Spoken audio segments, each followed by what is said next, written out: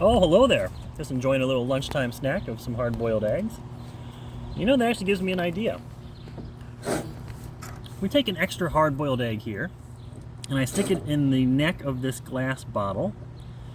Doesn't even close to fit, and as you can see, you know, I'd really have to smash that egg down in there to get it inside the bottle, so I don't think I'd be very successful there.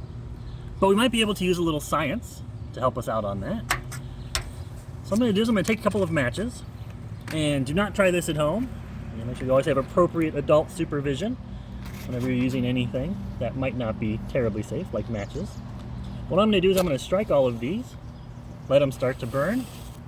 I'm going to stick it inside this jar here, and really let it heat up. I'm going to stick this egg on top there. And as you can see, whoa! That was pretty fantastic. So why did that happen? Why did a little bit of fire here make this egg basically rocket itself down into this glass jar that, as you can see, is really too small for these eggs? If I was to push this in there with as much even pressure as I could, nice and steady, I'm going to end up just, unfortunately, destroying this egg. So that does not fit at all.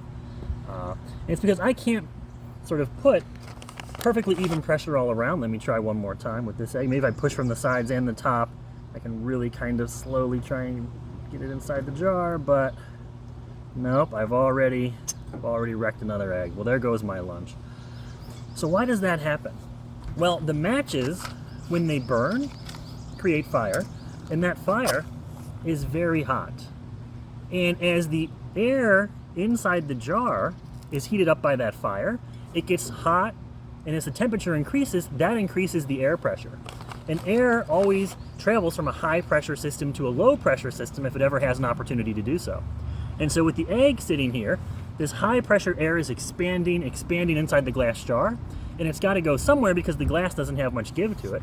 So it actually pushes its way up, around, and past the egg, and if we could zoom in and watch in super slow motion, we might even see the egg wiggle a little bit as that hot air rushes out to go to the lower pressure system, which is now the air around us. Because when we start out, the air pressure inside the jar and out here is exactly the same. When we put the egg here and create two different systems, the one outside the jar and the one inside, with the fire burning in here, the pressure increases as the temperature increases, and the air starts to push past the egg. Now, once the fire goes out, the air in here rapidly cools back down, and now it's at a lower pressure system than the air outside. So all the air outside is now a higher pressure than what's inside the jar, and it wants to go inside the jar. And as it's doing that, it's sort of putting air pressure on this egg from all angles, and it's able to sort of squeeze the egg perfectly from all sides, around and on top and on the bottom, as it rushes the air in there, and it's able to get that egg to go down inside the jar with the sort of wondrous effect of air pressure. And then as the egg pops in, you kind of hear that pop sound, and that's the air inside and outside stabilizing, and they're now at the same pressure once the egg's out of the way. So a lot of fun, not so great for your lunch, but you know, anything in the service of science and learning. Well, I've been Dr. B. Thank you for joining me for Sidewalk STEM, and I'll see you next time.